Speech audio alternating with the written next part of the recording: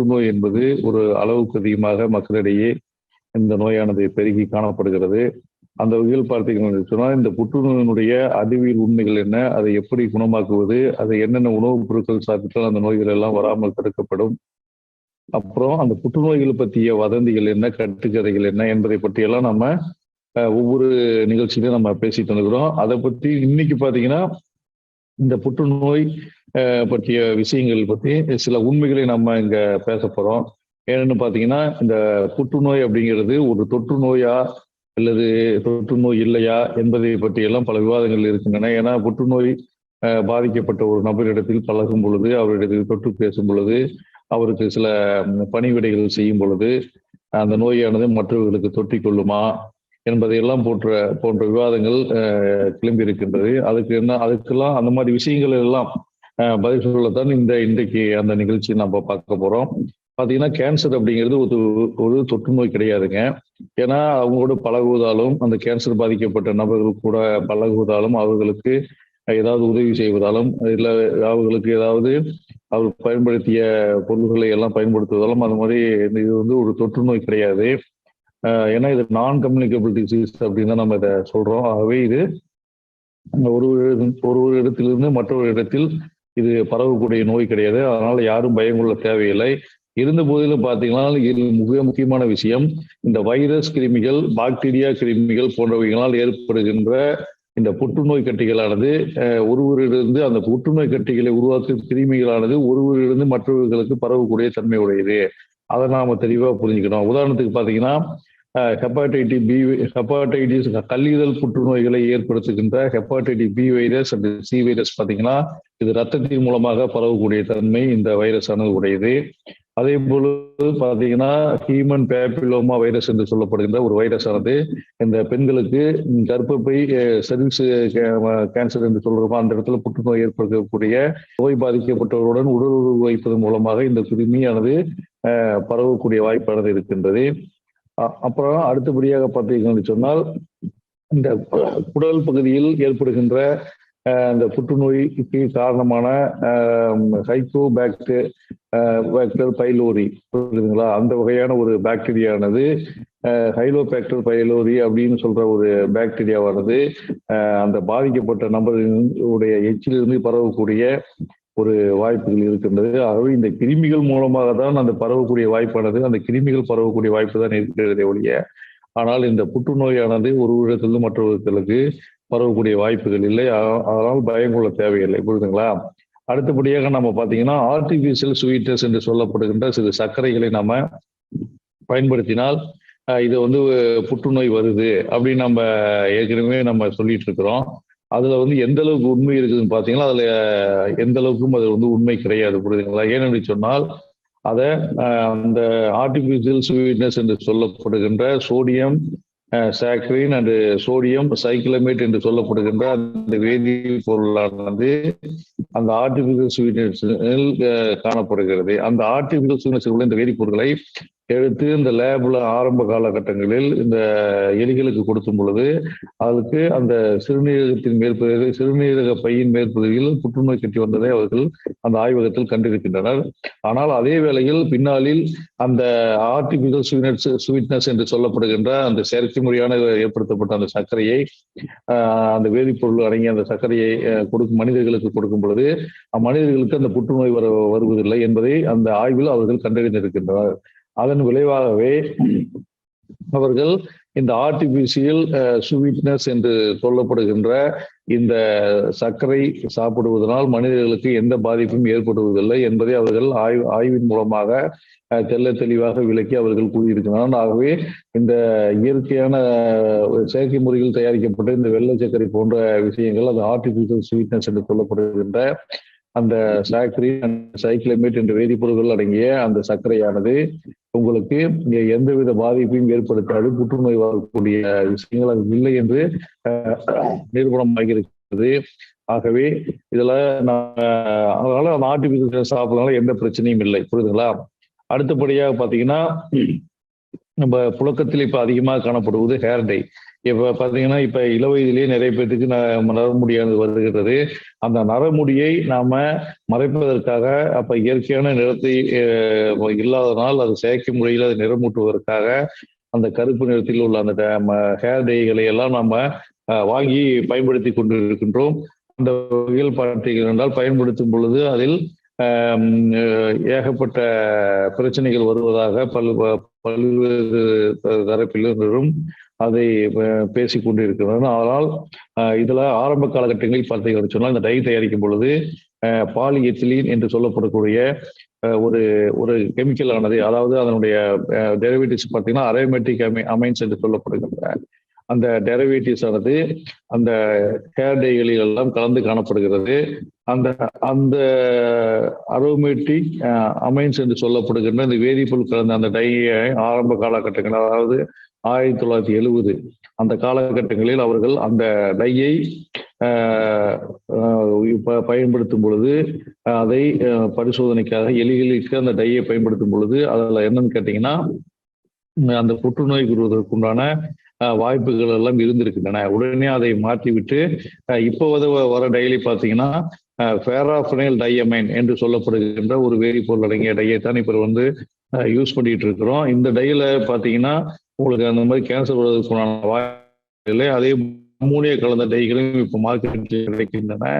அதிலும் கேன்சர் வருவதற்குண்டான வாய்ப்பு இல்லை. ஏன்னா இந்த வேதிப்பொருட்கள் எல்லாம், இந்த 2 வேதிப்பொருட்களையும் பார்த்தீங்கன்னா இந்த சுவாச பிரச்சனை, அம்மோனியா கலந்த டையில பார்த்தீங்கன்னா சுவாச பிரச்சனை, ஸ்கின்ல அரிவது போன்ற பிரச்சனைகள் தான் அதில் ஏற்படுகின்றன. அப்புறம் இந்த பேரா பாலிஃபெனைல் டையாக்சமைன் என்று சொல்லப்படுகின்ற இந்த வேதிப்பொருட்கள் டையில பார்த்தீங்கன்னா கிட்னி பிரச்சனை ஏதாவது வரும்.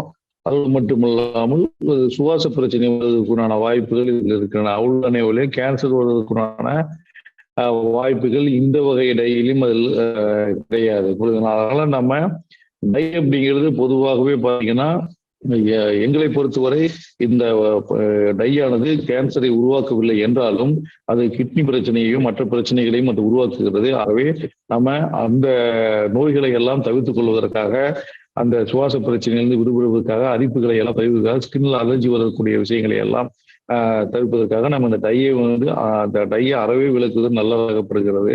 ஆகவே இந்த டையினால் கேன்சர் வர்றதுக்கு வாய்ப்பு இல்லை. அது ஆராய்ச்சியெல்லாம் செஞ்சு அது பார்த்துட்டாங்க. அதனால அதுல எந்த பிரச்சனையும் கிடையாது. ஆனால் இந்த மாதிரி பல்வேறு வகைப்பட்ட பிரச்சனைகளை எல்லாம் உருவாக்குவது, ஆனால் நம்ம கவனத்தில் கொண்டு அதை நம்ம பார்க்க வேண்டும். கால இருக்கிறாரு அதை பேசிட்டு அடுத்தபடியாக நம்முடைய வரும். ஹலோ,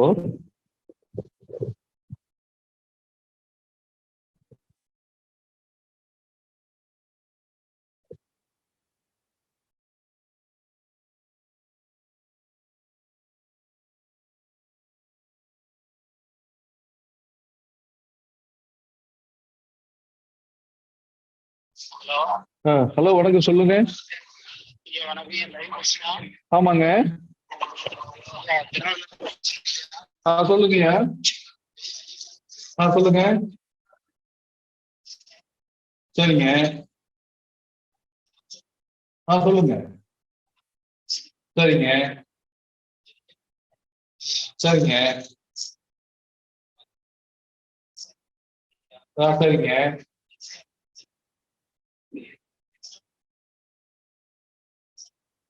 சரி. சரிங்க. நீங்க என்ன தொழில் பண்றீங்க? மளிகை கடை வச்சிருக்கிறீங்க. வயசு இல்ல வயசு கேக்குறேன். 29ங்களா? சரிங்க சரிங்க. திருமணம் ஆயிடுச்சிங்களா? சரிங்க. இப்ப கேஸ் ஸ்டவ் மாதிரி இருக்குது, வயிறு புஷம், வயிறு வலி இந்த மாதிரி இருக்குதுங்களா?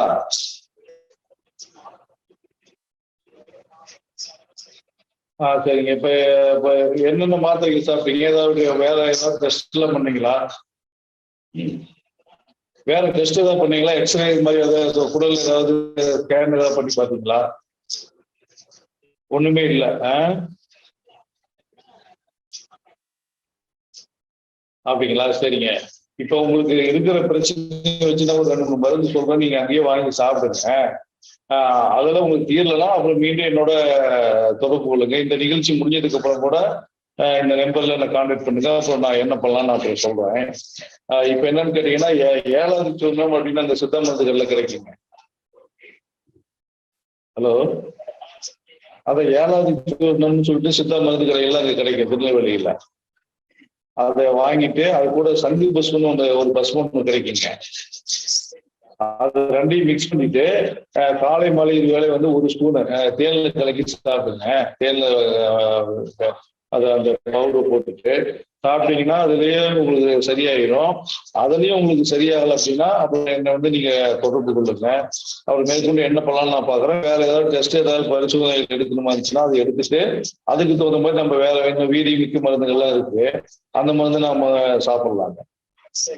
அப்புறம் இந்த உணவுல பாத்தீங்கன்னா அதிகமான மசாலா ஐட்டம், காரம், பச்சை மிளகா இதெல்லாம் கொஞ்சம் அவாய்ட் பண்ணிடுங்க. அதே மாதிரி நான் வெஜிடேரியன்ல அசைவத்துல ஆட்டுக்கறி மட்டும் சாப்பிடுங்க. வேற எது கோழி, முட்டை, மீன், கருவாடு இது வேண்டாம்.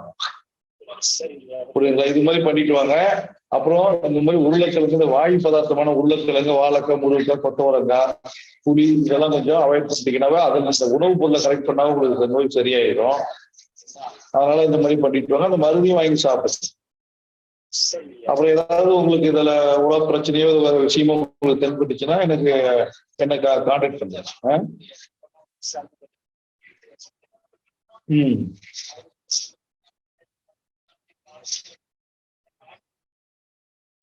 சரிங்க.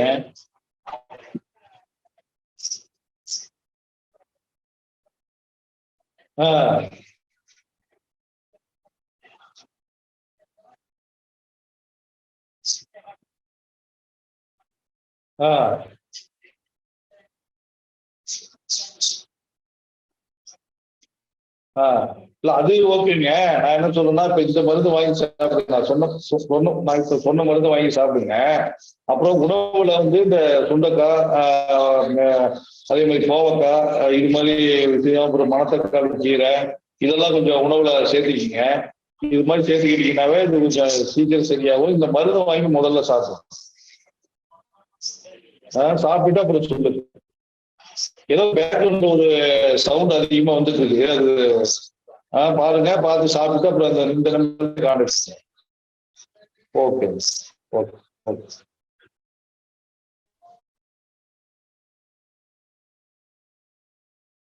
ஒரு அன்பர் திருநெல்வேலியிலிருந்து கால் பண்ணி அவருக்கு சில வயது பிரச்சனை இருக்கிறார் சொன்னார். அவருக்கு சில மருந்துகளை நம்ம பரிந்துரைத்துள்ளோம். அவர் அந்த மருந்துகளை வாங்கி சாப்பிடும் பொழுது அந்த நோயானது தீரும். அப்புறம் வேற ஏதாவது சந்தேகம் பண்ணால் அப்புறம் கான்டாக்ட் பண்ணுங்க நம்ம சொல்லியிருக்கிறோம். இப்போ நம்ம விஷயத்துக்கு வருவோம்.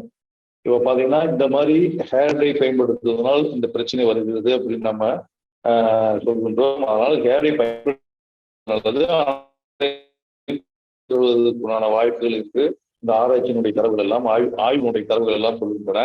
அதனால நம்ம அதை பயன்படுத்தலாம். ஆனால் அது மற்ற உடல் உபாதைகளை அந்த மற்ற உடல் உபாதைகளை இந்த ஹேர் டை உருவாக்குவதனால் அந்த ஹேர் டையை பயன்படுத்தாமல் இருப்பது உடலுக்கு நன்மை பயப்பதாக இருக்கும். புரியுதுங்களா? அடுத்தபடியாக இந்த செல்போனை அதிகமாக பயன்படுத்தினால் உடம்புக்கு ஏதாவது பிரச்சனை வருகிறதா, இல்லது இந்த செல்போன் டவர்கள் இருக்கின்ற ஏரியாவில் நம்ம வீடுகள் குடியிருப்பதாலும் அல்லது நம்ம பணியிடங்களில் அந்த செல்போன் டவர்கள் இருப்பதாலும் அந்த ரேஸ் ஆனது நம்மை தாக்கி அதனால் கேன்சர் ஏதாவது வருமா? செல்போனை அதிகமாக பயன்படுத்துவதாலும் இந்த வாட்ஸ்அப், ஃபேஸ்புக்கு போன்ற சோசியல் மீடியாக்களையும் அதிகமாக நம்ம பயன்படுத்துவதாலும் அந்த ரேடியேஷன் ஆனது நமது உடலை தாக்கி அதாவது கேன்சர் பாதிப்பை உருவாகும் என்று பல பேருக்கு பலவிதமான எண்ண ஓட்டங்கள் இது மீது பயங்கரமான சந்தேகங்கள்லாம் இருந்து கொண்டிருக்கின்றன.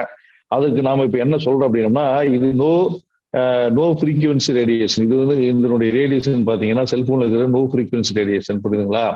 அப்புறம் இன்னொரு விஷயம் என்னன்னு கேட்டீங்கன்னா, இந்த ரேடியேஷன் நம்ம உடம்புல தாக்கி அந்த செல்களை கேன்சர் செல்ல மாத்துது அப்படின்னா, சில ரேடியேஷன்கள்ல இருக்கின்ற அந்த விஷயங்கள் என்ன பண்ணோம்னா, நம்ம செல் இருக்கு இல்லைங்களா, அந்த செல்லுல பாத்தீங்கன்னா அதுலயும் ஒரு ஆட்டம்லாம் இருக்கும். அந்த ஆட்டம்ல பாத்தீங்கன்னா எலக்ட்ரான்ஸ் டைப் வகையான அணுக்கள்லாம் இருக்கும். அது அணுக்களை என்ன பண்ணோம்னா இந்த கதிர்வீச்சுகள் வருகின்ற அந்த விஷயங்கள் என்ன பண்ணும்னா அதில் அந்த எலக்ட்ரான் வந்து அழித்து விடும். அழிஞ்சு விடனா அது ஈஸியாக உள்ள நுழைஞ்சு அந்த டிஎன்ஏ இருக்கு இல்லைங்களா, நம்மளுடைய ஜீனை போயிட்டு அந்த அதனுடைய மரபணு பிழைகளை மியூட்டேஷனை உருவாக்கும். அது மரபணு பிழை மியூட்டேஷனை உருவாக்கும் பொழுதுதான் அந்த அந்த செல்லானது கேன்சர் செல்லாக மாற்றப்படுகிறது. புரியுதுங்களா?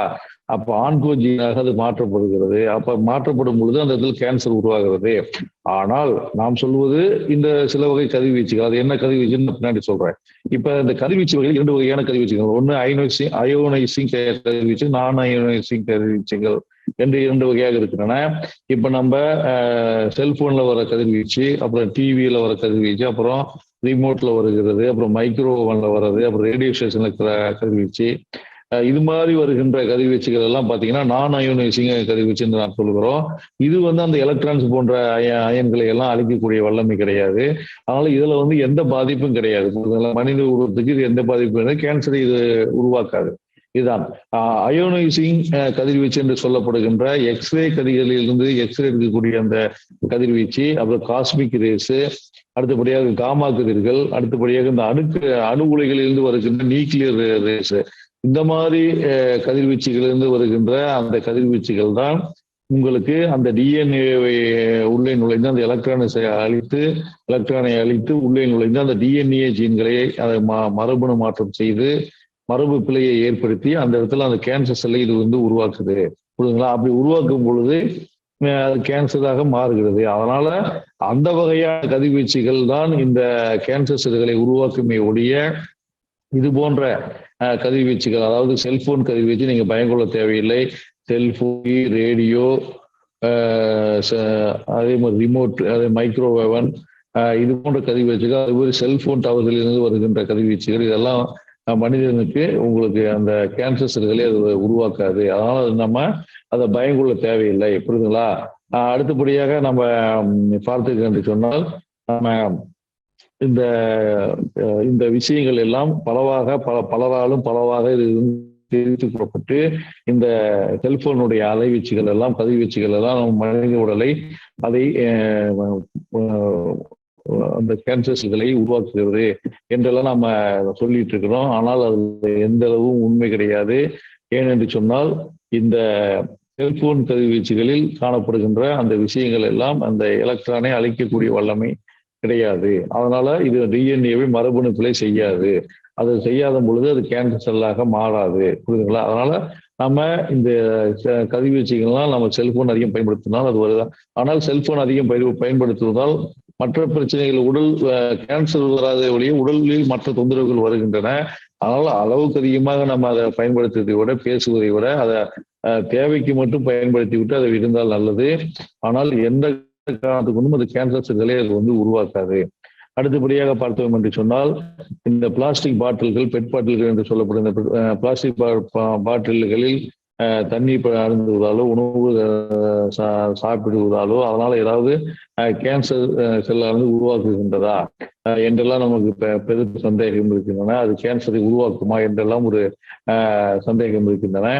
இதுல பாத்தீங்கன்னா இந்த இயல்பான ஒரு பிளாஸ்டிக்ல பாத்தீங்கன்னா டையாக்சின் என்று வருகின்ற கெமிக்கல் அதில் கலந்திருக்கும். இந்த டையாக்சின் அப்படிங்கிறது விஷத்தன்மை வாய்ந்தது.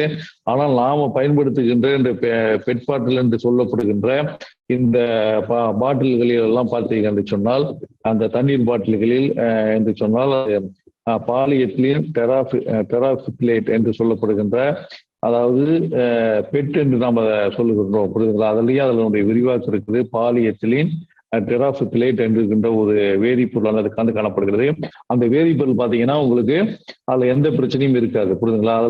அதுல உடம்புக்கு கெடுதலான பிரச்சனைகள் ஒன்றும் இருக்காது. ஆனால் அதுல என்ன முக்கியமான பிஸ்பினால் ஏ என்று சொல்லப்படுகின்ற ஒரு வேதிப்பொருளானது உள்ளது. அது வந்து ஹார்மோனல் இம்பேலன்ஸை ஏற்படுத்திவிடும். உடலில் ஹார்மோனல் இம்பேலன்ஸை ஏற்படுத்திவிடும். அதனால நம்ம அந்த நம்ம பிபிஏ ஃப்ரீ என்று சொல்லப்படுகிற பிஸ்பினால் ஏ என்று சொல்லப்படுகிற அந்த பிபிஏ ஃப்ரீ என்று சொல்லப்படுகின்ற சில பாட்டில் எல்லாம் நம்ம மார்க்கெட்டில் கிடைக்கின்றது.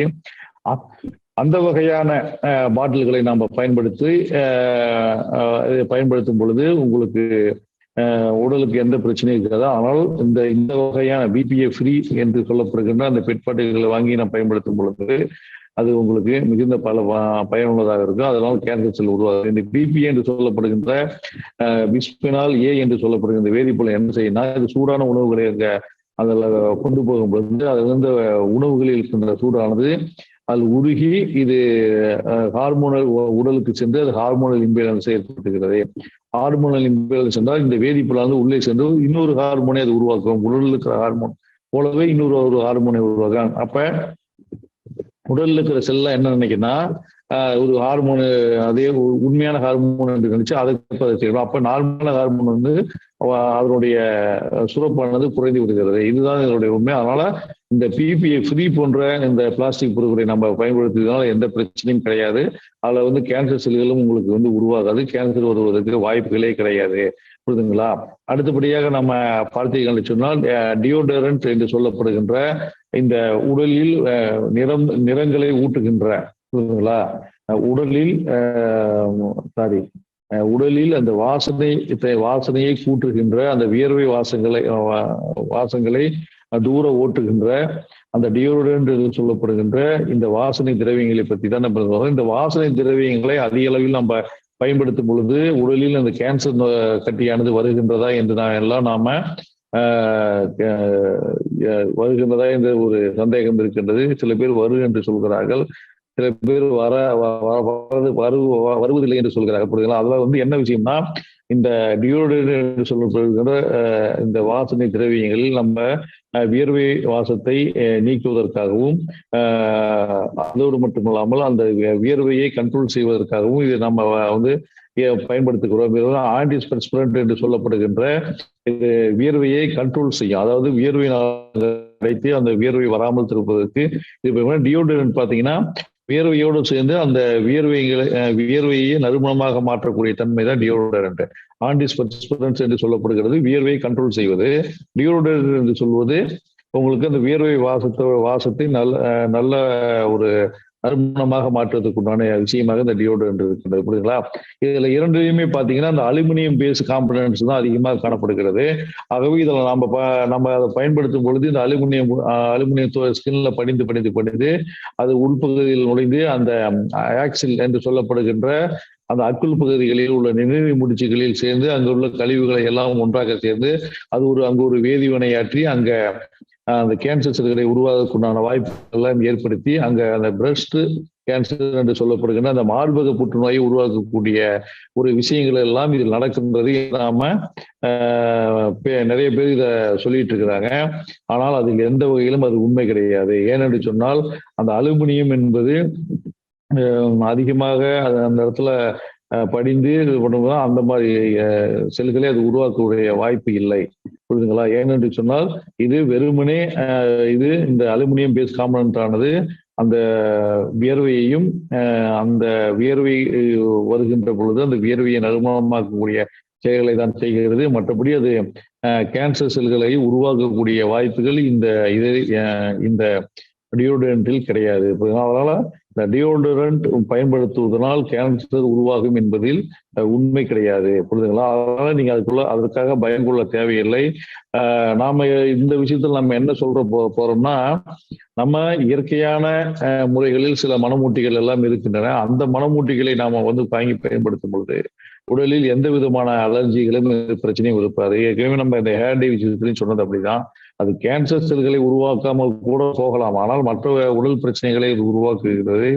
அதனால நம்ம இயற்கையான மனமூட்டிகளான ஜவ்வாது, சந்தனம் இது போன்ற விஷயங்களை நாம வாங்கி பன்னீர் இது போன்ற விஷயங்களை வாங்கி நம்ம அந்த வகையான மனமூட்டிகளை நம்ம பயன்படுத்தும் பொழுது உடலும் அதுக்கு மருத்துவ குணம் இருக்கிறது. அந்த இயற்கையான மனமூட்டிகளில் அது நமக்கு இயல்பாகவே அது கிடைக்கும்.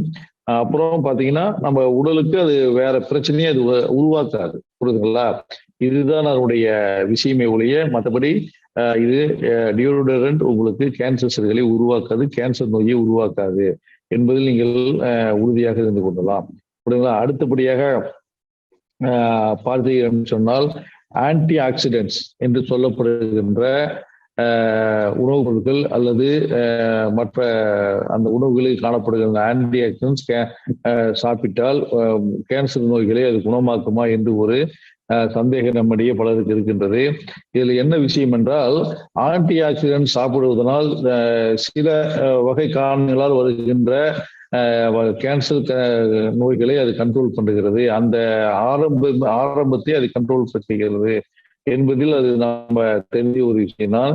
இதுல ஆன்டி ஆக்சிடென்ட் என்ன, அது எப்படி வேலை செய்கிறதுன்னா, உடம்பில் சேருகின்ற சில கழிவுகளை, சில விஷமத்தனமான சில பொருட்களை அது வெளியேற்றுகிறது. அப்ப வெளியேற்றும் பொழுது உடல் ஆரோக்கியமாகிறது. அப்ப அங்க கேன்சர் செல்கள் உருவாகுவதற்கு வாய்ப்புகள் இல்லாமல் போகிறது. புரியுதுங்களா? இப்ப நம்ம இயல்பாக நடைபயிற்சி செய்கின்றோம். அதே போல இந்த சுற்றுப்புற சூழ்நிலைகளில் இருக்கின்ற அந்த பொல்யூஷன், அப்புறம் ஸ்மோக்கிங் புகைகள், அதையெல்லாம் நம்ம சுவாசிக்கும் பொழுது, எக்ஸசைஸ் பண்ணும் பொழுது, இந்த மாதிரி பல்வேறு வகையான நேரங்களில் காற்று புகை மாசுபடுதலினால் அதை நம்ம சுவாசிக்கும் பொழுது, இந்த மாதிரி விஷயங்களின் பொழுது அது என்ன பண்ணுன்னா, உடலில் உள்ள சில திசுக்களானது ஃப்ரீ ரேடிக்கல்ஸ் என்று சொல்லப்படுகின்ற சில வகை பொருட்களை அது வெளிவிடுகிறது. இந்த ஃப்ரீ ரேடிக்கல்ஸ் என்று சொல்லப்படுகிற இந்த பொருளானது என்ன செய்யும் அப்படின்னா, இந்த செல்லில் உள்ள அந்த டிஎன்ஏ ஜீன் இருக்கு பார்த்தீங்களா, அந்த ஜீனை போயிட்டு அதை மரபுலை மாற்றம், மரபு பிழை அதை ஏற்படுத்தி, அதாவது மியூட்டேஷன் செய்து வருகின்றது. அப்ப மியூட்டேஷன் செய்யும் பொழுது அது கேன்சர் செல் அது உருவாகிறது ஆட்டோமேட்டிக்கா. அப்ப உருவாகும் பொழுது அது கேன்சர் கட்டி உருவாகிறது. இதுதான் அதனுடைய விஷயம். இப்ப இந்த ஆன்டி ஆக்சிடென்ட்ஸ் சாப்பிடுறதுனால அது என்ன பண்ணும் அப்படின்னா, அந்த ஆன்டி ஆக்சிடென்ட்ஸ் போயிட்டு அந்த ஃப்ரீ ரேடிக்கல்ஸ் என்ன பண்ணும், அப்பொழுது அந்த ஃப்ரீ ரேடிக்கல்ஸ் என்பது செயல்படாத ஒரு தன்மையை ஏற்படுத்தி விடும், செயல்படாத ஒரு தன்மையை பெறும். அப்ப செயல்படாத பொழுது அப்ப அங்க டிஎன்ஏ உடைய மரபு பிழை அங்கு ஏற்படாது. டிஎன்ஏ வந்து அழிக்காது, டிஎன்ஏவை டேமேஜ் பண்ணாது. அப்ப டேமேஜ் பண்ணாத பொழுது ஆட்டோமேட்டிக்கா கேன்சர் செல் அங்கு உருவாகாது. அதனால அந்த ஆன்டி ஆக்சிடென்ட்ஸ் இந்த வகையான விஷயங்களில் அது அந்த கேன்சர் செல்களை அழிக்கவல்ல தன்மை, அந்த அழிக்கக்கூடிய அந்த டிஎன்ஏ செல்களை, டிஎன்ஏ ஜீன்களை அழிக்கக்கூடிய அல்லது டேமேஜ் செய்யக்கூடிய அல்லது அதை மரபு மாற்றம் செய்யக்கூடிய அந்த ஃப்ரீ ரேடிக்கல்ஸை செயல்படாத ஒரு தன்மையை இந்த ஆன்டி ஆக்சிடென்ட் சார்ந்து செய்கிறது. புரியுதுங்களா? அதனால நம்ம ஆன்டி ஆக்சிடென்ட் சாப்பிடுவதனால் இந்த வகையான புற்றுநோய்கள், ஃப்ரீ ரேடிக்கல்ஸ் வகை மூலம் வருகின்ற அந்த புற்றுநோயானது தடுக்கப்படுகிறது. ஆனால் மற்ற வகைகளுக்கு அது உதவுமா என்பது நம்ம அது ஆய்வுக்குரிய விஷயமாகப்படுகிறது. ஆனா ஆன்டி ஆக்சிடென்ட் பொதுவாகவே நம்ம சாப்பிடுவது பார்த்தீங்கன்னா, நமது உடலுக்கும் நமது ஆரோக்கியத்திற்கும் அது ஏற்றதான ஒரு உணவாகும், ஏற்றதான ஒரு பொருளாகும். அதனால நம்ம ஆன்டி ஆக்சிடென்ட் நிறைந்த இந்த பச்சை காய்கறிகள், பழங்கள்லாம் நம்ம அடிக்கடி சாப்பிட்டுட்டோம்னு நம்ம வந்து சொல்லிக்கிட்டே இருக்கிறோம். அதுலயும் மிக முக்கியமாக பார்த்தீங்கன்னா, இந்த பீட்ரூட்டு, அதே போல கேரட்டு, வெள்ளைப்பூண்டு, புரோக்கோலி, இது மாதிரி கொய்யா, ஆரஞ்சு, இது மாதிரி நிறைய பச்சை காய்கறிகள், பழங்கள் எல்லாம் பார்த்தீங்கன்னா இந்த ஆன்டி ஆக்சிடென்ட் நிறைந்து காணப்படுகிறது. இந்த ஆன்டி ஆக்சிடென்ட்ஸ் நிறைந்து காணப்படுகின்ற இந்த உணவுப் பொருட்களை எல்லாம் நம்ம சூப்பர் ஃபுட்ஸ் என்று நம்ம சொல்கிறோம். ஆகவே இந்த ஆன்டி ஆக்சிடென்ட்ஸ் சாப்பிடுவதனால உடலில் உள்ள கழிவுகள், அந்த விஷமத்தனமான உள்ள பொருட்களை எல்லாம் அது இந்த ஆன்டி ஆக்சிடென்ட் மூலமாக வெளியேற்றப்படுகிறது. அப்பொழுது இந்த ஆன்டி ஆக்சிடென்ட்ஸ் அந்த உடலுக்கு நன்மை பயக்கக்கூடிய ஒரு பொருளாக நமது பச்சை காய்கறிகளிலும் பழங்களிலும் நிறைந்து காணப்படுகிறது. அது எவை என நம்ம ஏற்கனவே நம்ம சொல்லிக்கிறோம். அந்த பழங்களையும் பச்சை காய்கறிகளையும் நம்ம வாங்கி சாப்பிடும் பொழுது உங்களுக்கு இந்த கேன்சர் செல்களை, இந்த ஃப்ரீ ரேடிக்கல்ஸ் என்று சொல்லப்படுகின்ற அந்த கேன்சரை உருவாக்கக்கூடிய அந்த ஃப்ரீ ரேடிக்கல்ஸை இது சமநிலைப்படுத்தி செயல்படாத தன்மை மாற்றும். ஆகவே இது ஆன்டி ஆக்சிடென்ட்ஸ் நம்ம உடலுக்கு சாப்பிடுவது ஒரு நன்மை பயப்பதாக இருக்கிறது. இப்ப அடுத்தபடியாக பார்த்தீங்கன்னு சொன்னால், நம்ம ஒரு பரம்பரையாக இந்த புற்றுநோய் வருமா அல்லது வராதா அப்படிங்கிறதுக்கு நம்ம மிகச்சிறந்த ஒரு எடுத்துக்காட்டு என்ன இருக்குன்னா, எல்லா நோயுமே பார்த்தீங்கன்னா ஒரு பரம்பரை நோயாக இது வருங்க. ஆனால் நம்ம அது யாருக்கு வரும், எப்படி வரும்னா அது சொல்ல முடியாது. ஏனென்று சொன்னால், அந்த ஜீன்களில் காணப்படுகின்ற அந்த பதிவுகளின் அடிப்படையில் தான் அந்த உடலினுடைய கட்டமைப்பானது உருவாக்கப்படுகிறது. புரியுதுங்களா? அப்ப ஒரு அந்த மரபணு என்பது அந்த குழந்தைகளுக்கு, அந்த பெற்றோர்களின் புற்றுநோயால் பாதிக்கப்பட்ட அந்த குழந்தைகளுக்கு ஒரு 5-10% வரவுக்கான வாய்ப்புகள் தான் இருக்கிறதே ஒழிய, மற்றபடி அந்த மியூட்டேஷன் நடக்குமே ஒழிய, மற்றபடி அது 90% குழந்தைகளுக்கு அது வருவதற்கான வாய்ப்புகளை எல்லாம் இல்லை. அதனால நம்ம அதுக்காக பரம்பரை நோய் ஒரு இருக்குன்னா அதுக்காக பயம் கொள்ள தேவையில்லை. இதுல ஏன்னு சொன்னா இந்த மியூட்டேஷன்ஸ் பார்த்தீங்கன்னா, ஸ்பான்டேனியஸ் மியூட்டேஷன்ஸ் தான் அதிக அளவில் நடைபெறுகிறது. 90% பேர்களுக்கு இந்த ஸ்பான்டேனியஸ் மியூட்டேஷன் என்று சொல்லுவாங்க. அது நடக்குது. அதாவது ஸ்பான்டேனியஸ் மியூட்டேஷன்ஸ் என்று சொன்னால் பரம்பரையாக அவங்க மூதாதையர்களுக்கு யாருக்குமே கேன்சர் இல்லாத ஒருவருக்கு கேன்சர் வருகிறது என்பது ஸ்பான்டேனியஸ் மியூட்டேஷன் என்று நாம சொல்கிறோம். புரியுதுங்களா? அவங்க வம்சாவளியிலே யாருக்குமே புற்றுநோய் இல்லாம இவருக்கு மட்டும் இருக்குதுன்னா அது இயல்பாவே அவருக்கு அந்த மரபு பிழை மரபணு பிழை ஏற்படுகிறது. அது ஸ்பான்டேனியஸா அந்த மியூட்டேஷன் நடக்கிறது. புரியுதுங்களா? ஆனால் இந்த பரம்பரையாக இருப்பவர்களுக்கு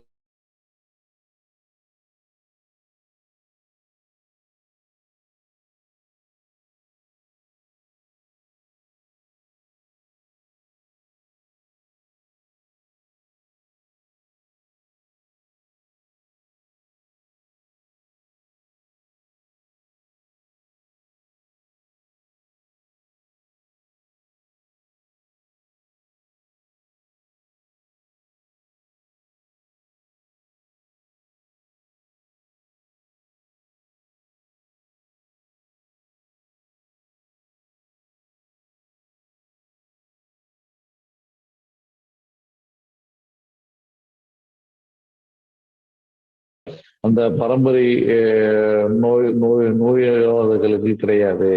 அதனால இதை பத்தியே நம்ம பயம் கொள்ள தேவையில்லை. புரியுதுங்களா? இப்ப அடுத்தபடியாக பார்த்தீங்க என்று சொன்னால் நம்ம இந்த இந்த நச்சுக்காற்று இந்த புகை இதெல்லாம் வருதுன்னு நம்ம சொல்றோம் இல்லைங்களா? இது எப்படி வருமா? அதுக்கு மிக முக்கியமான காரணம் இந்த காற்று மாசுபடுறதுனால இப்ப நிறைய பேருக்கு கேன்சர் வருகிறது என்று நாம சொல்லலாம். அதில் எந்த அளவுக்கு உண்மை இருக்கிறதா என்பதை நாம தெரிஞ்சுக்கணும். இப்ப பார்த்தீங்கன்னா காற்று மாசுபடுதலினால் மிக முக்கியமாக வருகிறது என்று ஒரு ஆய்வுகள் எல்லாம் சொல்லுகின்றது. புரியுதுங்களா? அதுல மிக முக்கியமான ஒரு விஷயமாக இந்த காற்று மாசுபடுதலாம் அதில் அந்த காற்று மாசுபடுதலில் சில வேதிப்பொருட்கள் எல்லாம் அது வெளியிடுகின்றன. அந்த வேதிப்பொருட்களின் மூலமாக இந்த விஷயங்கள் அது நடக்கின்றன என்பதை அது சுட்டி காட்டுகின்றன. புரியுதுங்களா? அதனால நம்ம காற்று மாசுபடுதல் மட்டும்தான் ஒருவருக்கு புற்றுநோய் வருவதற்கான வாய்ப்புகள் இருக்கிறது என்று நாம் சொல்ல முடியாது. அதுவும் ஒரு காரணம், அவ்வளவுதான். ஒன் ஆஃப் த ஃபேக்டர்ஸ் அப்படின்னு நம்ம சொல்லுவோம் இல்லையா? இதுவும் ஒரு காரணம், அவ்வளவுதானே ஒழிய அது எத்தனை சதவீதம் இன்னும் வரக்கூடிய நாட்களில் எல்லாம் அந்த ஆய்வினுடைய தரவுகள் எல்லாம் சொல்லுகின்றன. புரியுதுங்களா? அடுத்தபடியாக இந்த மூலிகை மருந்துகள் பாத்தீங்கன்னா இந்த சித்தர்களினால் கூறப்பட்ட சில வகை மூலிகை மருந்துகளினால் இந்த புற்றுநோயானது குணமாகிறது அப்படின்னு நாம நிறைய இடத்துல நாம பேசிட்டு வரோம். இதுல என்ன ஒரு விஷயம் பாத்தீங்கன்னா இந்த மூலிகை மருந்து தான், இந்த மூலிகை தான், அதாவது நம்ம உணவே மருந்து, மருந்தே உணவு என்று நாம சொல்கிறோம். அந்த உணவு தான் நம்ம உடலை வளர்ச்சி பெற செய்கிறது, நம்ம உடலுக்கு சத்து கொடுக்கிறது, நம்மளுடைய உடல் செல்லுகளுக்கு வளர்ச்சி பெற அது உதவியாக இருக்கிறது. அப்பொழுது நம்ம சாப்பிடும் சாப்பாடு தான் இந்த உடம்பாக அது மாறுகிறது. அப்ப நம்ம அந்த உடலுக்கு ஆரோக்கியத்தை அந்த வலுவை கொடுக்கக்கூடிய அந்த உணவுப் பொருட்களை நம்ம சாப்பிட்டோம்னாவே அதுவே நம்ம மருந்து. இப்ப நம்ம சாப்பிட்ற பொருள் எல்லாமே மூலிகை தான். புரியுதுங்களா? எதுவுமே உங்களுக்கு எல்லாமே தாவர வகையான உணவுகளை தான் நாம் சாப்பிடுறோம். அது எல்லாமே உங்களுக்கு ஒவ்வொன்றும் ஒரு மூலிகையாகத்தான் நம்ம பார்க்கின்றோம். அந்த வகையில் பார்த்தீங்கன்னா நமக்கு ஆரோக்கியத்தை மேம்படுத்தக்கூடிய அந்த உணவுகளை எல்லாம் நாம் சாப்பிடும் பொழுது அது ஏற்கனவே கூறியது போல ஆன்டி ஆக்சிடென்ட்ஸ் இருக்கின்றது. அது சில வகையான புற்றுநோய்களை குணப்படுத்தக்கூடிய ஃபினால்ஸ், பாலிஃபினால்ஸ், அதே மாதிரி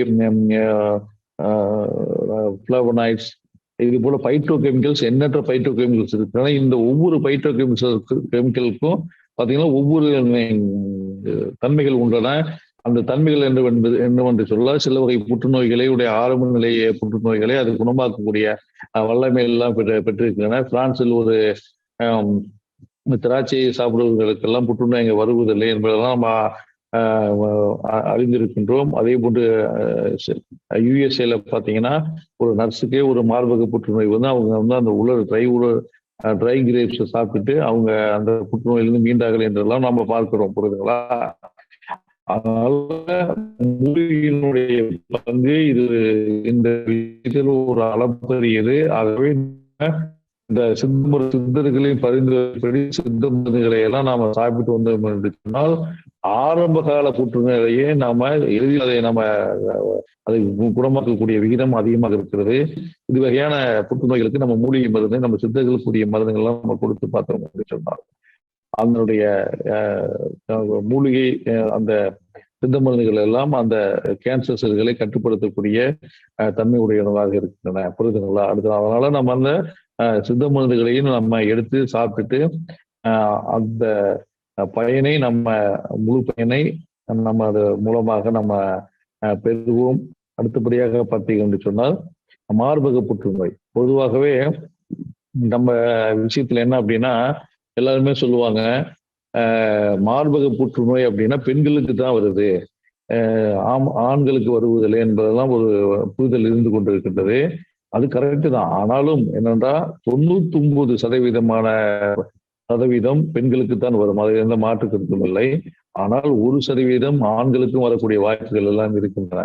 புரியுதுங்களா? அதுல பாத்தீங்கன்னா இந்த மார்பகத்துல ஏதாவது ஆண்களுக்கு சிறு சிறு கட்டிகள் போன்ற ஏதாவது விஷயங்கள் தென்பட்டால் உடனே அதை நம்ம பரிசோதனைகள் செய்து அதுக்குண்டான மருத்துவரை நம்ம அணுகிய பரிசோதனை செய்து அதுல உண்மை இருக்கிறதா, அது உண்மையாக அது கட்டி இருக்கிறதா என்பதெல்லாம் நம்ம தெரிந்து கொண்டு நம்ம அதுக்குண்டான சிகிச்சை முறைகளை நம்ம எடுத்துக்கொள்ள வேண்டும். ஏனென்று சொன்னால் இது பெண்களுக்கு மட்டும்தான் இந்த மார்பக புற்றுநோய் வருகிறது என்பதெல்லாம் நம்ம நினைச்சிட்டு இருக்கிறோம். ஆண்களுக்கும் வரக்கூடிய வாய்ப்பு இருக்கிறது. ஆனால் அதிகமான பேர்களுக்கு பெண்கள் தான் வரும். ஆனால் நம்ம எந்த வகையான இதாக இருந்தாலும் கட்டியா இருந்தாலும் அதை நம்ம பரிசோதனை செய்து பார்த்து அதுக்குண்டான சிகிச்சை முறைகளை நம்ம மேற்கொண்டு வரும்போது உங்களுக்கு இந்த மாதிரி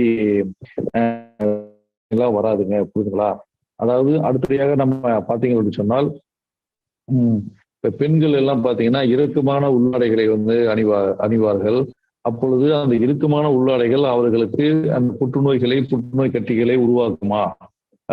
ஆனால் உருவாக்கும் என்று சில பேர் சொல்கிறார்கள், உருவாக்காது என்று சில பேர் சொல்கிறார்கள். இது ஒரு கன்ஃபியூஷனான ஒரு ஸ்டேட்மெண்ட் இதில் இருக்குது. இதனால இதுல என்ன ஒரு அறிவியல் தன்மை இருக்கிறது என்று பார்த்தோம் என்று சொன்னால் அந்த இறுக்கமான உள்ளாடைகள் அணிவதனால் அதனால இந்த மார்பகத்தில் பெண்களுக்கு அந்த நிர்ணய மூச்சுகளில் சேருகின்ற அந்த கழிவு எல்லாம் ஒன்றாக சேர்ந்து அந்த இடத்தில் கட்டிகளை ஏற்படுத்துகின்றன என்று ஒரு எண்ணங்கள் இருக்கின்றன.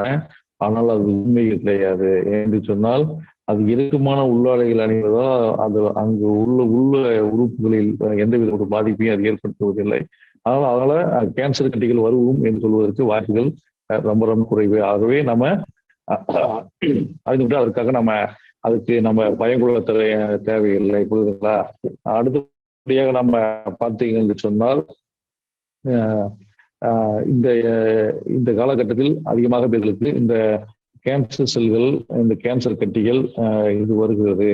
அதனால அந்த கேன்சர் கட்டிகளை எப்படி நம்ம நல்ல கட்டிகளா அல்லது கேன்சர் கட்டிகளா என்பதை நாம் தெரிந்து கொள்ள வேண்டும் என்பதை பார்த்தீங்க என்று சொன்னால் அந்த கட்டிகள் எடுத்து அதனுடைய சில செல்களை எல்லாம் எடுத்து பயாப்சி என்று சொல்லப்படுகின்ற ஒரு பரிசோதனை செய்து பார்க்கும் பொழுதுதான் அந்த கட்டியானது கேன்சர் கட்டியா அல்லது சாதாரண ஒரு கட்டியா என்பதை நாம் அதை தெரிந்து கொள்ள முடியும். அதுக்காக தான் நம்ம அந்த பயாப்சி டெஸ்ட் என்று ஒரு டெஸ்ட் நம்ம செய்கின்றோம். இதுல பாத்தீங்கன்னா இந்த பயாப்சி டெஸ்ட் அப்படிங்கிறது பயாப்சி டெஸ்ட் நம்ம செஞ்சாவே அந்த அந்த செல்களானது அந்த கேன்சர் செல்களானது மற்ற இடத்திற்கும் பரவிவிடும் அப்படின்னு ஒரு எண்ணம் வச்சுக்கிறாங்க. அது பரவுமா பரவாதா, அதனுடைய அறிவியல் உண்மைகள் என்ன என்பதெல்லாம் நிறைய பேர்த்துக்கு ஒரு சந்தேகமாகவே இருக்கின்றது. என்ன விஷயம் அப்படின்னு பாத்தீங்கன்னா இந்த பயாப்சி டெஸ்ட் பண்றதுனால உங்களுக்கு கேன்சர் கண்டிப்பாக பரவாது. அது ஒரு விஷயம். அப்புறம் இந்த பயாப்சி டெஸ்ட் எடுக்கும் பொழுது அந்த கேன்சர் கட்டி இருக்கிற இடத்துல அந்த செல்களை எடுக்கும் பொழுது அவர்கள் கவனமாகத்தான் இருப்பார்கள். அப்படியே அந்த செல்கள் எல்லாம் உடைந்து வேறு பகுதிக்கு சென்றாலும் கூட நமது உடம்பில் இருக்கின்ற அந்த மேக்ரோபேஜஸ் என்று சொல்லப்படுகின்ற நோய் எதிர்ப்பு சக்தி தரக்கூடிய செல்கள் எல்லாம் அது அழித்து விடும். புரியுதுங்களா? ஆரம்ப நிலைகளில் இதுதான் நடக்கின்றது. புரியுதுங்களா? ஏற்கனவே நம்ம பார்த்திருக்கிறோம். அதனால நம்ம பயாப்சி டெஸ்ட் பண்றதுனால கேன்சர் கட்டி பரவுமா என்பதில் அது உண்மை இல்லை. அதனால அது ஒரு பக்கம் இருந்தாலும் நம்ம பயாப்சி டெஸ்ட் பண்ணாதான் உங்களுக்கு கேன்சர் கட்டி இருக்குதா இல்லையான்னு நம்ம தெரிஞ்சுக்க முடியும். அது மிக முக்கியமான ஒன்று. அதனால பயாப்சி டெஸ்ட் ஒன்று எடுக்கிறதுனாலயே கேன்சர் விடும், கேன்சர் பரவி விடும் என்பது என்ற கருத்து உண்மை இல்லை. புரியுதுங்களா? அதனால நம்ம தாராளமாக ஒரு கட்டி வந்தால் அதை பயாப்சி எடுத்து அதை நம்ம பார்த்தாதான் அதனுடைய தன்மை கேன்சரா அல்லது சாதாரண கட்டியா என்பதை நம்ம அது தெரிந்து கொள்ள முடியும். ஆகவே இதிலும் உங்களுக்கு உண்மை இல்லை, புரியுதுங்களா?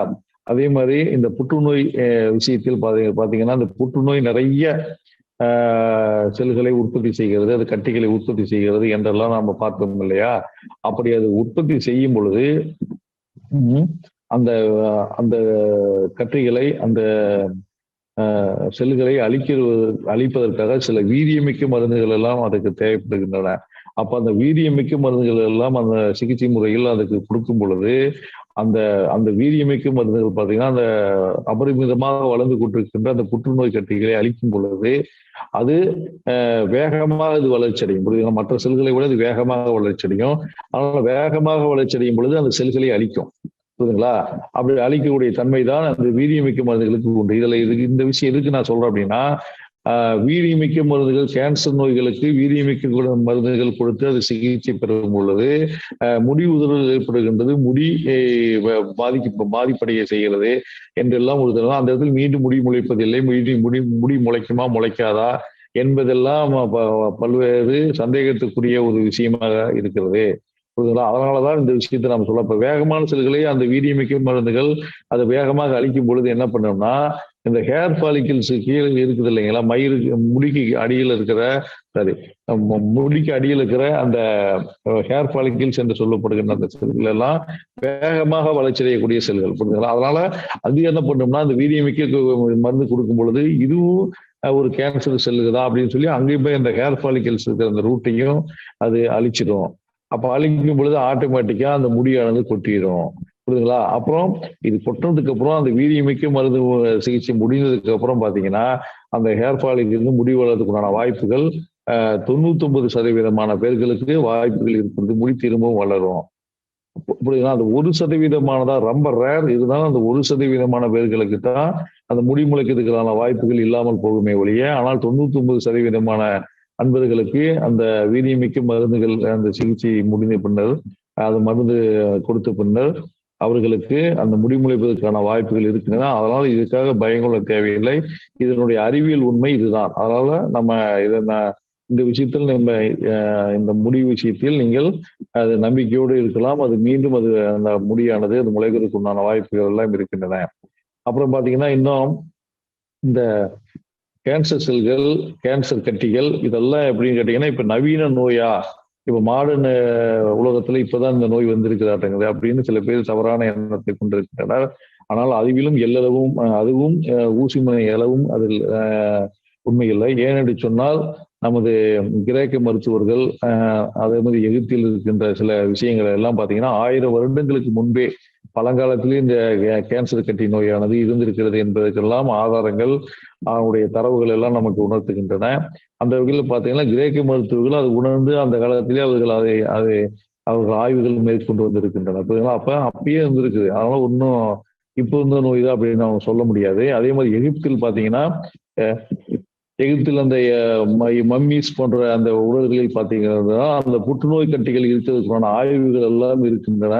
ஆய்வுகள் அதை உணர்த்துகின்றன, புரியுதுங்களா? அது கிரேக்கத்திலையும் அது மாதிரி இருக்குது. எல்லா இடத்துலையுமே இந்த விஷயங்களுடைய தரவுகள் இருக்கின்றன. அதனால புற்றுநோயானது பழங்காலத்திலிருந்தே அந்த புற்றுநோய் கட்டியானது இருக்கிறது, இப்போ வந்ததுக்கு மட்டும் கிடையாது.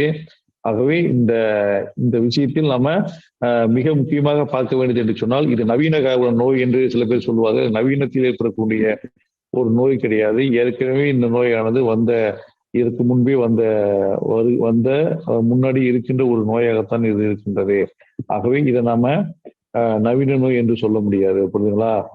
அடுத்தபடியாக பாத்தீங்கன்னா இப்ப அந்த காலத்துல பாத்தீங்கன்னா கொள்ளை நோய், பிளேக்கு, மலேரியா, டெங்கு போன்ற நோய்கள் எல்லாம் அந்த காலத்தில் அதிகமாக காணப்பட்டன, புரியுதுங்களா? அப்ப அதிகமாக காணப்படும் பொழுது அவருடைய ஆயுள் எல்லாம் பாத்தீங்கன்னா 30, 35, 40 இதுக்குள்ளேயே சில பேர் இறந்துடுவாங்க. ஆனா அந்த நோய்கள் எல்லாம் நம்ம கண்ட்ரோல் பண்ணி வச்சதுக்கு அப்புறம் இப்ப பாத்தீங்கன்னா இதனுடைய மனிதனுடைய ஆயுள் காலம் பாத்தீங்கன்னா 70ல இருந்து 75, 80, 85 அந்த ரேஞ்சுக்கு இப்ப ஆயுள் காலம் எல்லாம் போயிட்டு இருக்குது.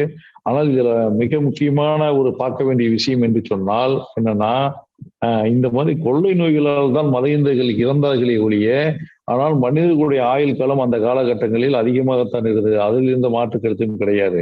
இந்த கொள்ளை நோய்கள் வருவதனால் ஒரு ஏரியாவுக்கு வந்துச்சுன்னா அந்த ஏரியாவிலேயே எல்லாத்துக்கும் வந்துட்டு அந்த ஏரியாவே அந்த மனிதர்களை அழித்து விடும். அதுதான் அந்த கொள்ளை நோயினுடைய தன்மை. ஏன்னா அப்ப அந்த காலகட்டத்தில் இதற்கெல்லாம் மருந்து கண்டுபிடிக்கவில்லை. சரியான மருந்துகள் அதுக்கு இல்லாமல் இருந்த விளைவாகத்தான் இந்த நோய்கள் எல்லாம் வந்து மனிதனை அழைத்துன்னா அந்த விஷயத்தில் தான் அவர்கள் சராசரியாக அந்த 40-50 அந்த ஆயுள் காலம் சொல்கிறார்கள். ஆனால் அந்த காலத்திலும் திராகாத்திரமான மனிதர்கள் ரொம்ப காலம் நீடித்த ஆயுளுடன் வாழ்ந்து வந்தார்கள். இந்த காலத்தில் எப்படி என்று சொன்னால் எல்லா நோய்களுக்கும் நமக்கு மருந்து இருக்கின்றது. ஆனால் இவருடைய மனிதனுடைய ஆயுள் காலம் பார்த்தீங்கன்னா அந்த காலத்தில் இருந்தது போல இப்ப யாருமே ரொம்ப வருஷம் வாழ்வதற்குண்டான வாய்ப்புகள் எல்லாம் இப்ப இல்லை. ஏனென்று சொன்னால் அந்த ஆயுள் காலமானது இப்பொழுது குறைந்து இருக்கிறது. அந்த அப்பெல்லாம் பாத்தீங்கன்னா அசால்ட்டா எந்த நோய் இல்லாமையே ஒருவர் 70 வயசு 80 வயசு வாழ்வார். இப்ப 70 வயசு 80 வயசு தாண்டதுக்குள்ளேயே பல நோய்களுக்கு அவர் ஆட்படுகிறார்கள். ஏன் 40-45 வயசுலயே அவர் வந்து பல நோய்களுக்கு ஆட்பட்டு விடுகிறார்கள். புரியுதுங்களா? அதனால நம்ம அந்த காலகட்டத்துல அந்த மாதிரி மனிதர்கள் வாழ்ந்தாலும் அந்த கொள்ளை நோய்களினால் அந்த மனிதர்கள் உயிரிழக்க நேர்ந்ததை ஒழிய மற்றபடி அவர்களுடைய உடல் பிரச்சனையிலோ ஆரோக்கிய பிரச்சனையோ எந்த குறைபாடும் அவர்களுக்கு ஏற்பட்டதில்லை. அதனாலதான்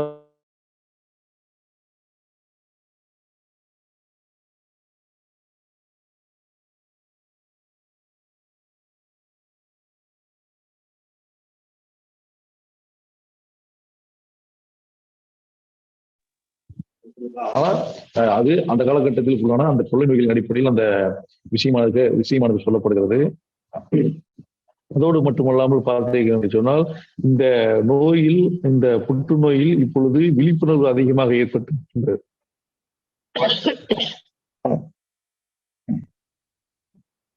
இந்த புற்றுநோயில் பார்த்தீங்கன்னா இப்பொழுதெல்லாம் அதிகமாக விழிப்புணர்வுகள் ஏற்பட்டிருக்கின்றது. ஏன்னு சொன்னாங்க இப்ப பள்ளிகள், கல்லூரிகள், சமூக ஆர்வலர்கள் இது மாதிரி பல்வேறு வகையான அமைப்புகள் எல்லாமே இந்த புற்றுநோய் விழிப்புணர்வை அவர்கள் மேற்கொள்ளுகின்றனர். அப்பொழுது மேற்கொள்ளும் பொழுது அனைவருக்கும் இந்த புற்றுநோய் பற்றிய ஒரு விவரம் அனைவருக்குமே தெரிகிறது. அப்பொழுது தெரியும் பொழுது அவர்கள் என்ன செய்கிறார்கள் என்று சொன்னால், இது போல கட்டி வந்தால் உடனே நம்ம மருத்துவமனைக்கு சென்று நம்ம உடனே இதை பரிசோதனை செய்து அது எந்த கட்டி என்று நம்ம தெரிந்து கொள்ள வேண்டும் என்றெல்லாம் ஒரு ஆர்வம் இருந்து கொண்டிருக்கிறது. அதனால இப்ப மக்களுக்கு நிறைய பேர் புற்றுநோய் அப்படின்னாவே என்னன்னு தெரியும். அதனால இப்பதான் இந்த நோய் வந்துச்சு அப்ப அதனால நம்ம சொல்லலாம். புரியுதுங்களா? அதனாலதான் இப்ப பாருங்க சாதாரணமாகவே ஒருவருக்கு ஒரு கட்டி வந்து விட்டுருன்னா உடனே ஒரு பயாப்சி எடுத்து பார்த்து அவர் சந்தேகத்தை தீர்த்துக் கொள்கிறார். அதெல்லாம் காரணம் பாத்தீங்கன்னா இந்த சமூகம் அந்த விழிப்புணர்வை ஏற்படுத்தியதன் விளைவாகத்தான் இந்த மாற்றங்கள் நிகழ்ந்தது. ஏன்னா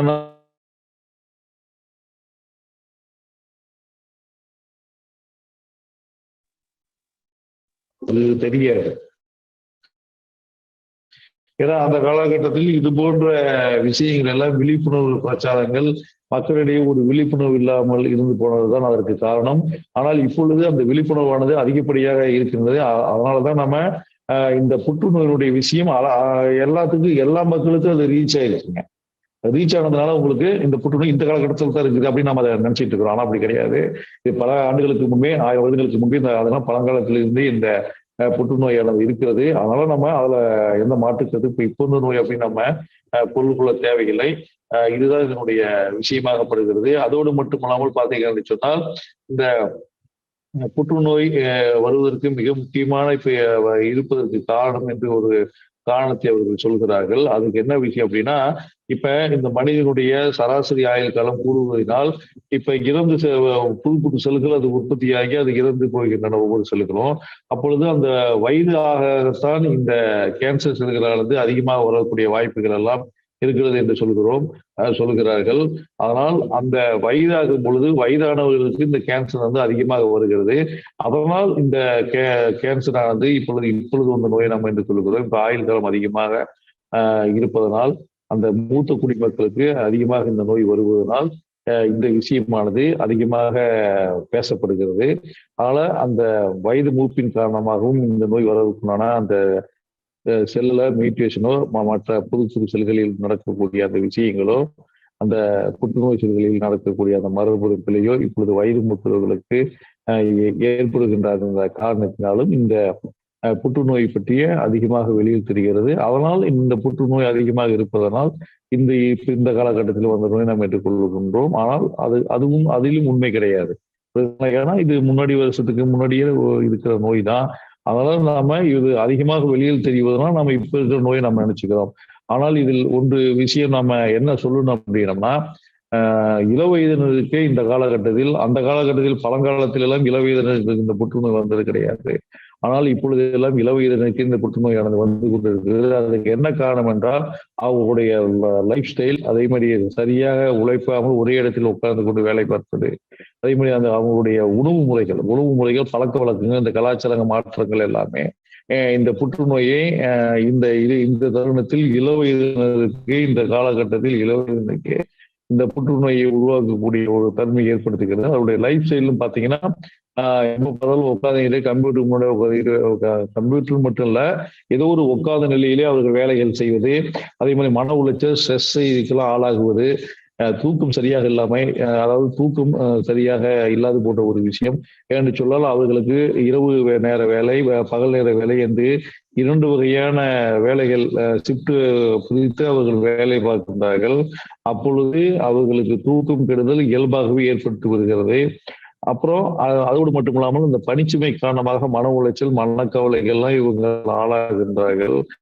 இது போல பல்வேறு காரணங்களால் நம்ம ஏற்கனவே பல நிகழ்ச்சிகளில் கூறியதன் விளைவாக இந்த வகை காரணங்களினால் இந்த செல்களில் இந்த கேன்சர் செல்களானது உருவாக்குவதற்கான வாய்ப்புகள் எல்லாம் இருக்கின்றன. ஆகவே இந்த லைஃப் ஸ்டைல் ஒரு மிக முக்கியமான ஒரு காரணம். அதேபடி இந்த சோம்பேறித்தனமாக ஒரே இடத்தில் உட்கார்ந்து கொண்டு இருப்பது, சில அலுவல்களை எல்லாம் ஒரே இடத்துக்கு கொண்டு இருக்கிறது. அதாவது எப்படின்னா, உங்க பணியின் காரணமாக ஒரு இடத்துல நீங்க உட்காந்து வேலை செய்யலாம், அதுல இருந்து தப்பும் கிடையாது. ஏனென்று ஆனால் நீங்கள் அந்த பணி முடித்த பின்போ அல்லது காலையிலோ ஏதோ ஒரு நேரங்களில் நீங்கள் நடைப்பயிற்சியோ அல்லது எளிமையான உடற்பயிற்சிகளோ நீங்கள் செய்தால்தான் அந்த உடலுக்கும் மற்ற அந்த உள்ளுறுப்புகளுக்கும் அது வலுவை கொடுக்கக்கூடிய ஒரு விஷயமாக இருக்கும்.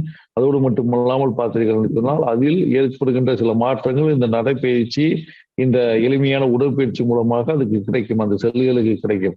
அப்பொழுது அந்த உள்ளுக்குள் காணப்படுகின்ற அந்த புரோட்டீன், டிஎன்ஏ, ஜீன் போன்றவைகள் அது டேமேஜ் ஆகாமல் அது உங்களுக்கு உங்கள் ஆரோக்கியத்தை அது மேம்படுத்துவதற்கு விஷயமாக அது செயல்படும்.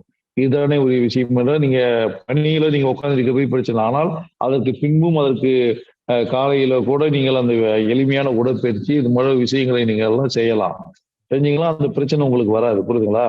அடுத்தபடியாக நீங்க பாத்தீங்கன்னு சொன்னா இந்த உணவு பழக்க வழக்கம் என்று நாம் சொல்வது பாத்தீங்கன்னா, இப்ப நவீன உலகத்தில் எண்ணற்ற உணவுகள் எல்லாம் ஒரு கலாச்சார மாற்றத்தின் காரணமாகவே இந்த புற்றினுடைய தன்மையே இப்போ வந்து மாறி போய்விட்டது. புரியுதுங்களா? அப்ப மாறி போகும் பொழுது உங்களுக்கு என்ன அதுல பிரயோஜனம் இருக்கு? அந்த உணவுகளால் எந்த பிரயோஜனம்? அந்த உணவுகளால் மிக கெடுதலான ஒரு விஷயங்கள் தான் உங்க உடம்பில் நடக்கிறதே ஒழிய அந்த உணவில் உங்களுக்கு நன்மை பயக்கும் விஷயங்கள் எதுவுமே இருக்காது. புரியுதுங்களா? அதுதான் சில பேர் பார்த்தீங்கன்னு சொன்னால் அந்த உணவையே சில மோசமான உணவுகள் என்றெல்லாம் சில சமூக ஆர்வலர்கள், மற்ற அறிவியலாளர்கள் எல்லாம் அதை வர்ணிக்கின்றனர். ஆகவே அந்த வகையான அந்த உணவுகளையும், அந்த ரசாயனம் கலந்த உணவுகளையும், கலப்படம், அதாவது அடல்ட்ரேஷன் என்று சொல்வார்களே, அது போன்ற, அதாவது ஒரிஜினல் சரக்கை விட்டுட்டு போலி சரக்கை வச்சு நம்ம அந்த சில உணவுகள் எல்லாம் தயார் செய்கின்றார்கள். அந்த கலப்படம் மிகுந்த அந்த அடல்ட்ரேஷன் மிகுந்த உணவுகளை எல்லாம் நம்ம அறவே தவிர்த்து விட்டு நம்ம இயற்கையை சார்ந்த, இயற்கையோடு ஒன்றிணைந்த, அந்த இயற்கை விவசாயத்தில் விளைந்த அந்த உணவுகளை எல்லாம் நம்ம சாப்பிடும் பொழுதுதான் நம்ம உணவு மூலமாக நம்ம உடல் மேம்படும், உடம்பு ஆரோக்கியமாக இருக்கும். அதாவது அந்த நோய் என்று ஒன்று இந்த உடலுக்கு வருவதற்கு முன்பே அந்த வருமுன் காப்போம் என்ற தத்துவத்தின் அடிப்படையிலே இந்த உடலை நம்மை மேம்படுத்துவதற்காக அந்த உணவுகளை எல்லாம் நம்ம சாப்பிடணும். ஆகவே இந்த புற்றுநோய் வருவதற்கு இந்த லைஃப் ஸ்டைல், அதே மாதிரி கலாச்சார பண்பாடு மாற்றம், உணவு மாற்றங்கள், ரசாயன கலப்புள்ள உணவுகள், இது போன்ற பல்வேறு வகையான விஷயங்களை எல்லாம் இந்த கேன்சர் வருவதற்குண்டான காரணங்களை எல்லாம் அதை அடுக்கடுக்காய் அடுக்கி வைக்கின்றன. ஆகவே நம்ம கேன்சர் வராமல் இருப்பதற்கு என்னென்ன விஷயங்கள் நம்ம சொல்லியிருக்கின்றோமோ அந்த விஷயங்களை எல்லாம் சித்தர்களை முறைப்படி நம்ம அதெல்லாம் சொல்லி இருக்கிறோம். ஆகவே அந்த விஷயங்களை எல்லாம் நீங்க ஃபாலோ பண்ணிட்டு வந்தீங்கன்னா உங்களுக்கு அந்த கேன்சர் செல்கள் என்று ஒன்று வராது. அந்த கேன்சர் செல்களில் இருந்து நம்ம வெளிப்பட்டு நம்ம குணமாக்கி கொண்டு இந்த உலகை நாம் வெல்லலாம். இந்த நிகழ்ச்சியானது இப்பொழுது கேள்வி பதில் நிகழ்ச்சியாக நாம பார்க்க போறோம். அந்த கேள்வி பதில் நிகழ்ச்சியாக பார்த்தீங்கன்னா, ஒவ்வொரு அன்பர்களும் சில கேள்விகளை அனுப்பியிருக்கின்றனர் வாட்ஸ்அப் மூலமாக. அந்த கேள்விகளுக்கு நாங்க பதில் சொன்னால் அது உங்களுக்கும் பலனுள்ளதாக இருக்கும், மற்றவர்களுக்கும் அது பலனுள்ளதாக இருக்கும் என்று நான் நம்புகிறேன். அதுக்கு முதல்படியாக பார்த்தீர்கள் என்று சொன்னால், தூத்துக்குடி மாவட்டம் உடன்குடியிலிருந்து தங்கம் என்ற ஒரு அன்பர் ஒரு கேள்வி எழுதி அனுப்பியிருக்கின்றார். அவர் பார்த்தீங்கன்னு சொன்னார், சார் வணக்கம், எனக்கு பார்த்தீங்கன்னா வயது வந்து 34 ஆகிறது. எனக்கு இந்த மாதவிலக்கு குறைபாடுகள் அதிக அளவில் அந்த பிரச்சனை இருக்கிறது. அது என்னென்று சொன்னால், அந்த பீரியட்ஸ் பார்த்தீங்கன்னா கரெக்டாகவே இல்லை. ஒரு வாரத்துக்கு 20 நாட்களும், இன்னொரு மாதத்துக்கு 35 நாட்கள், இன்னொரு மாதம் பார்த்தீங்கன்னா 45, 50 நாட்கள், இப்படி இதழ்கள் 3 வருடங்களாகவே இந்த பிரச்சனை இருக்கின்றது. ஆகவே இதுக்கு சரியான தீர்வுகள் நான் பல மருத்துவத்தில் நான் பார்த்து விட்டேன். ஆனால் சரியான தீர்வுகள் சித்த மருத்துவத்தில் இருந்தால் அது நீங்கள் கூறுங்கள், அந்த மருத்துவத்தை நான் பின்பற்றுகிறேன் சார் அப்படின்னு கேள்வி இருக்காது.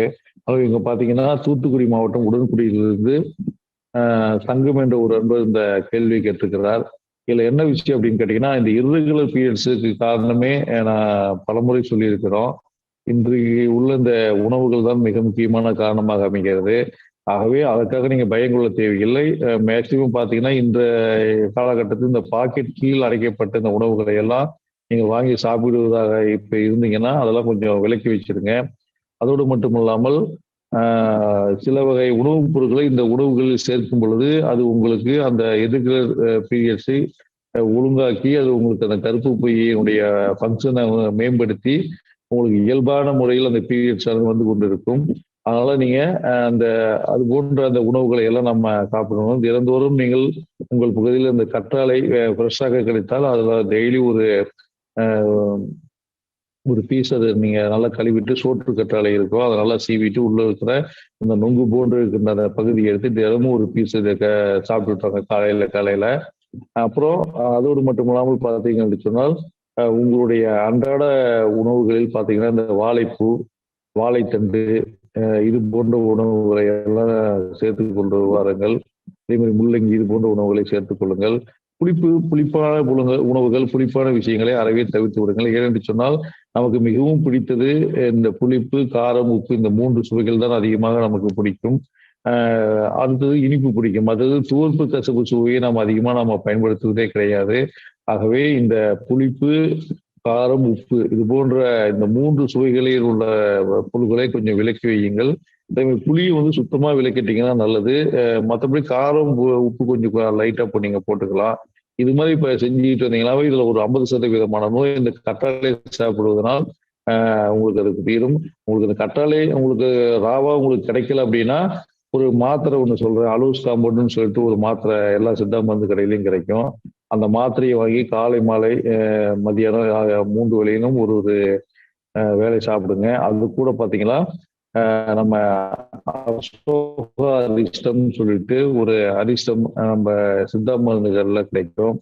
அந்த அரிஷ்டத்தை வாங்கி காலை மாலை வேலை ஒரு 3 ஸ்பூன், அதாவது 10 மில்லி இருந்து ஒரு 15 மில்லி ஒரு 1/2 டம்ளர் வெந்நீர்ல கலந்து சாப்பிடுங்க. இதே வந்து உங்களுடைய கர்ப்பப்பையினுடைய அந்த வேலையை அந்த ஃபங்க்ஷனை ஒழுங்காக செய்ய வைக்கும். அப்படியே அந்த ஃபங்க்ஷன் ஒழுங்காக செய்யும் பொழுது உங்களுக்கு அந்த இர்ரெகுலர் பீரியட்ஸ் மாறி பீரியட்ஸ் ரெகுலராக வரக்கூடிய வாய்ப்புகள் இருக்கிறது.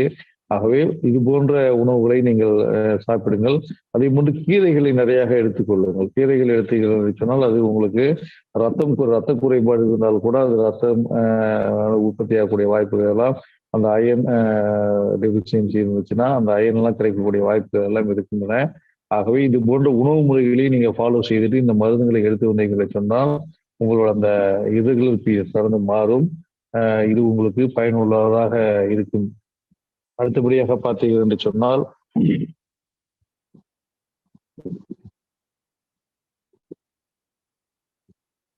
மாயவரத்திலிருந்து அரசு என்று அன்பர் ஒருத்தர் எழுதியிருக்கிறார். சார் வணக்கம், எனக்கு பார்த்தீங்கன்னா முகத்துல பார்த்தீங்கன்னா இந்த பிம்பிள்ஸ் அடிக்கடி வந்துட்டு இருக்குது. அதுவும் அந்த பிம்பிள்ஸ் மறையும் பொழுது பார்த்தீங்கன்னா அந்த பிளாக் டாட்ஸ் போட ஒரு புள்ளிகள் எல்லாம் ஏற்படுகிறது. இருந்தாலும் அந்த பிம்பிள்ஸ் வருவது நிறுத்தவே முடியல. இந்த பிம்பிள்ஸ் தான் பெரிய பிரச்சனையா இருக்குது. ஆனா நான் இன்னைக்கு நிறைய ஸ்பெஷலிஸ்ட்லாம் நான் பார்த்துட்டேன். அதுலலாம் எந்த தீர்வும் எனக்கு கிடைக்கவில்லை. ஆகவே சிறந்த சித்த மருந்துகள் இருந்தால் கூறுங்கள். நான் அதுக்கு வாங்கி நான் பயன்படுத்தி அதை குணமாக்கிக் கொள்கிறேன் என்று குணமாக்கிக் கொள்கிறேன் சார் அப்படின்னு இவர் கூறியிருக்கிறாரு. பார்த்தீங்கன்னா மாயவரத்திலிருந்து நம்ம அரசு என்ற ஒரு அன்பர் இந்த கேள்வியை கேட்டிருக்கின்றார். இவருக்கு கூறுவதெல்லாம் சொன்னா ஏற்கனவே இந்த பிம்பிள்ஸ் பத்தி நிறைய நம்ம சொல்லியிருக்கிறோம். அதாவது பிம்பிள்ஸ் வந்தாவே நீங்க பாத்தீங்கன்னா அதிகமாக நீங்க தண்ணீர் குடிங்கள், பச்சை காய்கறிகள், வெள்ளரி இது போன்ற பழங்கள், வெள்ளரி, வெள்ளரிக்காய், கோவைக்காய் இது போன்ற விஷயங்கள்லாம் நம்ம எடுத்துக்கணும் அதிகமா. அப்புறம் பழங்கள் நிறைய இருக்குங்க. பிடிப்பில்லாத பழங்கள் நிறைய தினமும் ஒரு பழம் அப்படிங்கிற வகையில் நீங்க அந்த பழத்தை சாப்பிட்டுட்டு வாங்க. அது போக பார்த்தீங்கன்னா தினந்தோறும் நீங்க இந்த பிம்பிள்ஸ் என்ன பண்ணீங்கன்னா நம்ம சித்தா மருந்து கடையில் பார்த்தீங்கன்னா குங்குமாதி லேபம் அப்படின்னு சொல்லி ஒரு ஆயின்மெண்ட் கிடைக்கும், ஒரு கிரீம் கிடைக்கும்.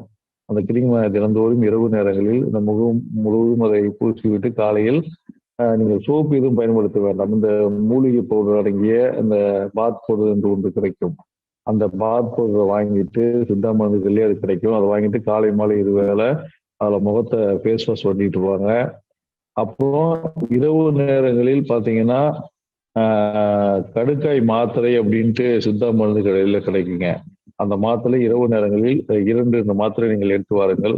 இதுலயே உங்களுக்கு இந்த பிம்பிள்ஸ் வந்து சரியாயிடும். அந்த பிளாக் டாட்ஸ் இதுல மாறிடும். புரியுதுங்களா? ஆனால் நீங்க சோப்பு முகத்துக்கு மட்டும் சோப்பு பயன்படுத்துவதை நம்ம தவிர்க்க வேண்டும். இந்த பாத் பவுடரை பயன்படுத்துங்க. இந்த மாத்திரையை சாப்பிடுங்க. இதுலயே உங்களுக்கு அந்த நோயானது குணமாகிவிடும்.